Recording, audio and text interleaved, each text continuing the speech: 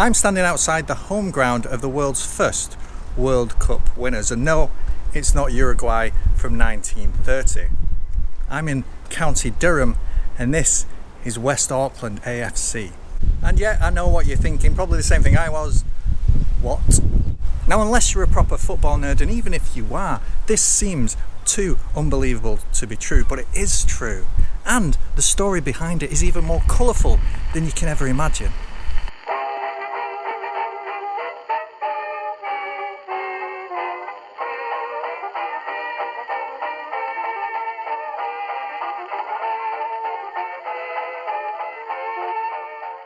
To tell this incredible story, we have to start by taking a look at an incredible man, Thomas Lipton, whose life story seems to be the archetypal rags to riches tale that turn of the 20th century capitalism held as an ideal.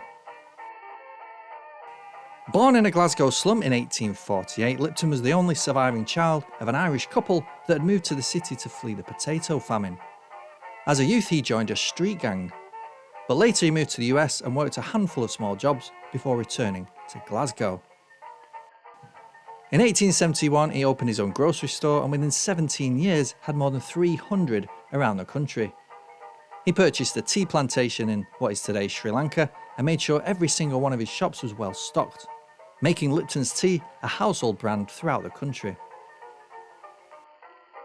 He became friends with Edward VII and George V, became the preeminent name in yachting, was a philanthropist, was honoured here, there and everywhere for his achievements, and managed to hide his homosexuality by carefully cultivating a public image of being a ladies' man who refused to settle down. Like I said, this tea tycoon from the tenements had an incredible story all to himself. And it was at the height of his fame that his legacy spilled over into a working class sport that was quickly growing in popularity. In 1904, British millionaire Thomas Lipton was honoured by the Italian government, and as a way of thanking them, he said, "Well, what can I do?" Then the idea of an international football tournament popped up. Teams from Italy, Switzerland, Germany and Great Britain would compete for a single trophy. For the first time ever, international tournaments were going to take place in association football. Now, before we get going, let's qualify this with some context. There had been competitions before between footballers from different nations. In 1908, just a year before the competition we're just about to talk about, a small tournament was organised in Turin called the Torneo Internazionale Stampa Sportiva, organised by a sports supplement of an Italian newspaper. 4 clubs from 4 neighbouring countries were invited to Turin to play, and after 4 games, it was all over. But the Italians worried that without an English team involved, the tournament lacked a real international feel.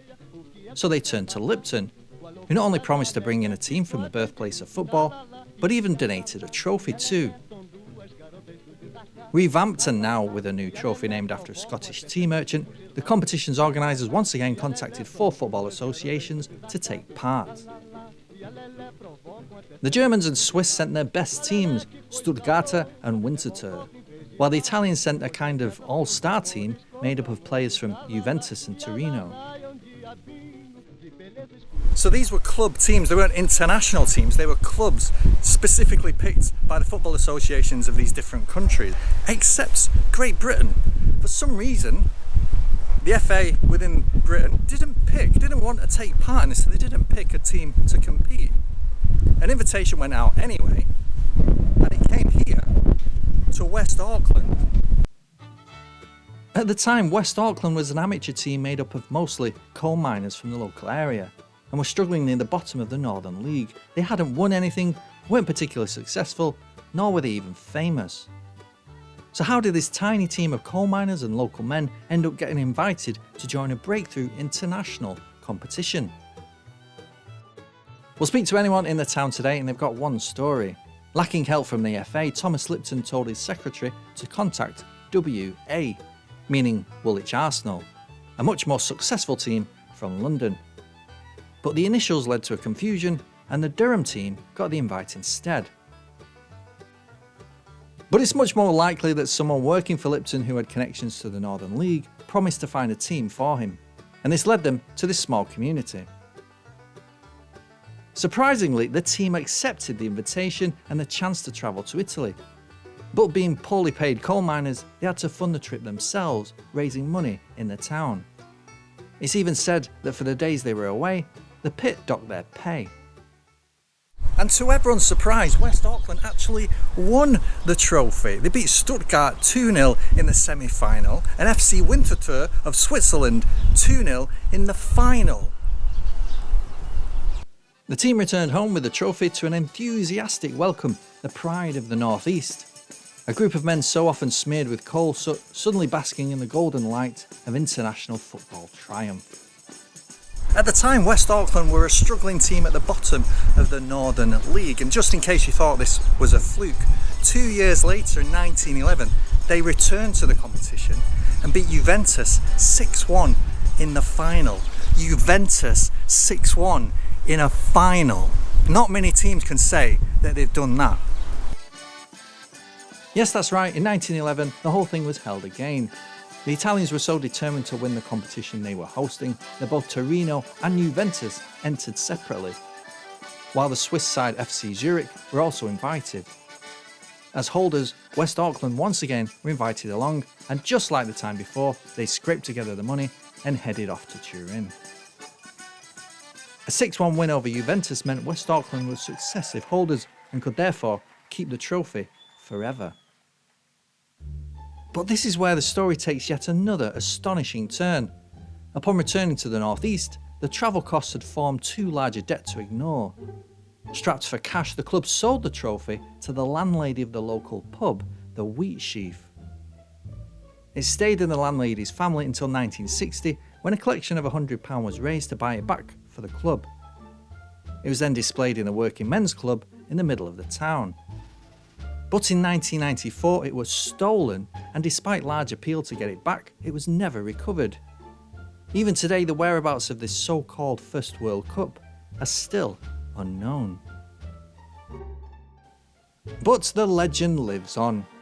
Throughout the town, proud reminders of those glory days are everywhere. This might not technically be the First World Cup like the sign says. It was really just an early international club football tournament that was never really played again after just 2 runs. But that doesn't seem to matter. It's a true underdog story, and back then, when nothing in football was black and white except the photographs, it wouldn't have meant a thing if you told a group of coal miners and their community that their glory just didn't count. It did then, and it still does today. Now, technically speaking, this isn't the World Cup. In fact, the trophy today is now known as the Sir Thomas Lipton Trophy. But the international competition element of it was new, and it was unique, and it was exciting, and West Auckland won. And to me, I'm going to take that as the first World Cup, because the international element is there, and football is in its early days, and that's exciting. And the very fact that this club is still struggling near the bottom of, well, the football pyramid says a lot about football history, especially when the likes of Juventus are at the very top. It's amazing. It's a fairy story. It's wonderful. And it's why this working class sport, which everybody can play, everybody can access, all you need is a football and 2 jumpers for goalposts, it's so accessible around the world, why it's so easy to have magic out there on the field.